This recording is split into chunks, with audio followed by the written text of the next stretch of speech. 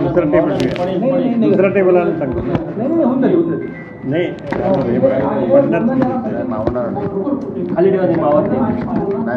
नाही मावणार, टेबल दुसरा मागवा ना. काढो काढो. हॅलो काढो. टेबल जरा मोठा, जरा मोठा टेबल पकडून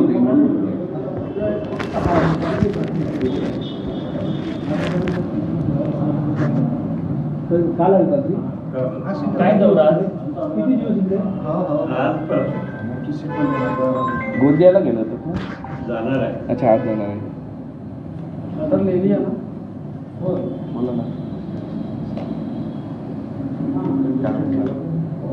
या प्रकरणातून कोल्हापूरमध्ये खूप संताप पाहायला मिळेल. कोरटकरांच्या प्रकरणातून कोल्हापूरमध्ये बराच संताप सगळीकडे. पोलिसांच्या भूमिकेबद्दल काय वाटतं तुम्हाला? नाही, बंद आहे, बंद आहे. जाऊ दे, कॅमेरा जाऊ दे. त्यांना टेबल मागायला आहे काय? ठेवून दे.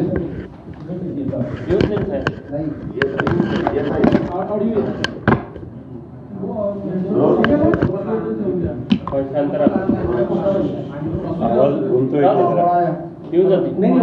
आवाज घुमतोय जरा. कॅमेऱ्यात नीट येतो, नीट कॅमेऱ्यात नीट रेकॉर्ड होतो. ठीक आहे. हा महाराज, नागपूर दौऱ्यावर आहात तुम्ही, काय सांगा? काय विशेष नियोजन आहे विदर्भातल्या दौऱ्याचं? नाही, आमचे सहकारी गडचिरोलीचे खासदार त्यांच्या मुलाच्या लग्नासाठी इथं आलो आहे. सर, इकडे बघून बोला. गोंदियामध्ये आहे आणि आज दुपारी तिथं जाणार आहे.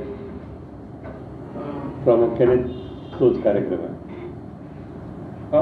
प्रशांत कोरटकर यांच्या वक्तव्याला घेऊन राज्यभरात संताप पाहायला मिळत आहे. आज साधारणतः 1 आठवडा होत आला या घटनेला घेऊन. नागपूरमधनं ते व्यक्ती आहे आणि तिथनंच फोन केला. काय मागणी आहे? 1 आठवड्यानंतर पोलिसांचा तपास अजूनही सुरूच आहे, आरोपी भेटत नाही. त्यांना आतापर्यंत अरेस्ट करायला पाहिलं होतं, पण झालेलं आहे फक्त अरेस्ट. मग आज ऐकण्यात आलं की ते दुसरीकडे कुठेतरी दुसऱ्या राज्यात गेलेले आहेत, असं तिथं बातमी आहे. तिथं खरं काय खोटं काय आपल्याला माहीत नाही. निश्चितच त्यांच्यावर ॲक्शन घेतली पाहिजे.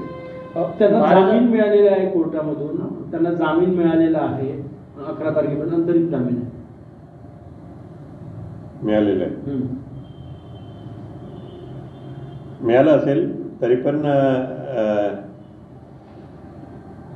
त्या तारखेनंतर मग बघावं लागेल. 6 तारखेपर्यंत त्यांना टाइम दिला आहे कोल्हापूरमध्ये. 6 तारखेला मला वाटतं मुख्यमंत्री तिथं येणार आहेत कोल्हापुरात. तोपर्यंत त्यांच्यावर कारवाई करा म्हणून त्यांना सांगितलंय. काही मराठा संघटना सोडल्या तर इतर राजकीय पक्ष असेल की इतर संस्था या घटनेचा निषेध नोंदवताना दिसत नाही. तुम्ही कशा प्रकारे बघता याकडे?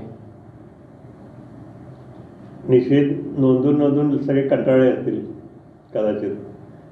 निषेध सगळ्यांचा केलेलाच आहे, त्यांना असं वक्तव्य करणं बरोबरच नाही आहे. पण इतर राजकीय पक्ष असेल हे रस्त्यावर उतरलेले दिसले नाही, जे निवडणुकीमध्ये छत्रपती शिवाजी महाराजांच्या नावाचा वापर करून मतं मागतात. नाही, सगळे राजकीय पक्ष म्हणजे कुठले पक्ष विचारतात तुम्ही? काँग्रेस असेल, शिवसेना असेल किंवा भाजप असेल किंवा कोल्हापूरला तर सगळ्यांनी निषेध व्यक्त केलेलाच आहे, सगळ्यांनी जवळजवळ. पण जी आक्रमकता तीव्रता दिसायला पाहिजे त्यांच्या निषेधामध्ये, म्हणजे कोल्हापूर सोडून मी उर्वरित राज्याबद्दल बोलतो, ती दिसत नाही. आहे सुप्त आहे जरा, परंतु कोणाला ते आवडले नाही हे बरोबरच आहे. आणि त्याची रिॲक्शन हळूहळू होतेच आहे. त्यांनी माफी मागायला पाहिजे का? अजून माफी नाही मागितली, तुम्हाला काय वाटतं? तसं त्यांनी माफी मागायला पाहिजे. ॲक्च्युली त्यांनी काय म्हटलं खरं म्हणजे ते कुठं पेपरला वगैरे काही आलेलं नाही आहे. आणि पण पेपर रिपोर्टवरनं आपल्याला लक्षात येतं आहे की त्यांनी जे काय वक्तव्य केलं ते निषेधात आहेच आहे. आज तुम्ही अनिल देशमुखांची भेट घेणार आहे काय? हां, ते काल भेटले होते आम्हाला प्लेनमध्ये आणि त्यांनी बोलवलं आहे, जाणार आहे त्याच्याकडे. विशेष पॉलिटिकल काही कारण नाही, सहज भेट होणार आहे? सहज भेट आहे? सहजच भेट असते. वारंवार सगळीकडेच पॉलिटिकल काहीतरी असते असं काही नाही. वारंवार कुणाकडनं प्रसिद्धीसाठी असेल किंवा छोट्या छोट्या कारणासाठी महाराजांचा अपमान केला जातो.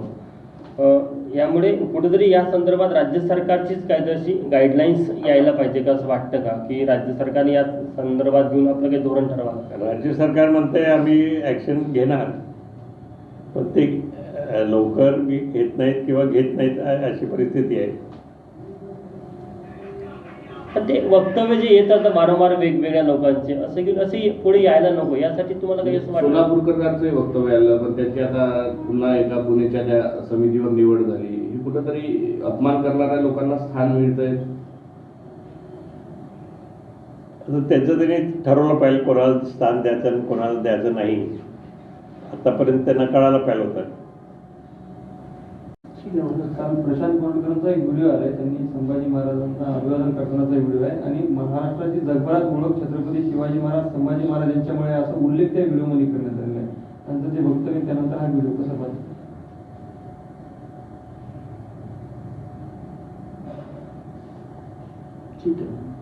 ठीक आहे. आणखी काही तुम्हाला काही विषय घ्यायचा आहे? नाही, तर मला काय विचारू शकता आणि काही. हा विषय आता जो तुम्ही घेतला हा सगळ्यांनाच माहीत आहे आणि सगळ्यांना म्हणजे कोणी त्याला त्याच्या बाजूने राहणं अशक्यच आहे आणि सगळ्यांनीच निषेध केलेलाच आहे जवळजवळ. मला वाटतं इथेही केलेला आहे असता. सगळीकडे आज कोल्हापूरमध्ये या संदर्भात काही बैठक वगैरे पार पडणार आहे आणि काही वकिलांच्या संघटनामार्फत सुद्धा गुन्हा नोंदवण्यासाठी प्रयत्न केले जाणार अशी माहिती आहे. गुन्हा तर शासनाने सुमोटो नोंदवला पाहिजे, स्वतः नोंदवलं पाहिजे.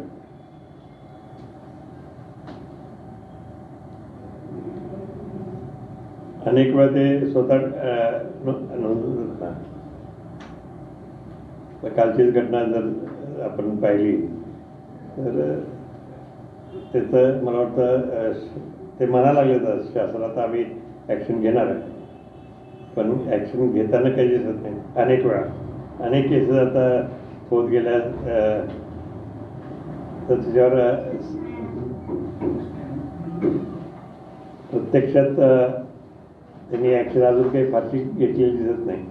आजपासून अधिवेशन सुरू होत आहे, काही अपेक्षा आहे तुमची की महापुरुषांचा अपमान करणाऱ्या विरोधात काही कठोर नवीन कायदा? तिथं आता ते इश्यू निघेलच तिथं आणि जे अपमान करणारे आहेत ते त्यांना त्यांच्या पाठीमागे कोण राहतील असं वाटत नाही ऑफिशियली तरी. बरं, तुम्हाला असं वाटतं की नवीन कायदा यायला पाहिजे, धोरणात्मक असे प्रकार परत घडणार नाही? आहे ते कायदे पुष्कळ आहेत ना, आणि नवीन कशाला पाहिजे? आहे त्या कायद्यांमध्ये तुम्हाला ॲक्शन घेता येते. म्हणजे नवीन कायद्याची गरज नाही आहे त्याच्यात तुम्हाला घेता येते ना. त्यात काही उणिवा काही ते कायद्यात असतील ज्याच्यामुळे ॲक्शन घेता येत नाही तर नवीन कायदा. थँक्यू.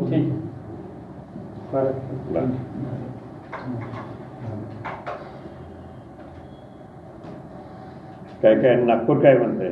नागपूर शांत आहे. शांत आहे ना हां, नागपूर शांत आहे. आता तुम्ही बघितलं असेल विकासाचा फरक तुम्हाला जाण किती वर्षानंतर आला तुम्ही नागपूरला? 3-1 वर्ष जरी झाले असतील. थोडं चेंज दिसतोच ना. नाही का?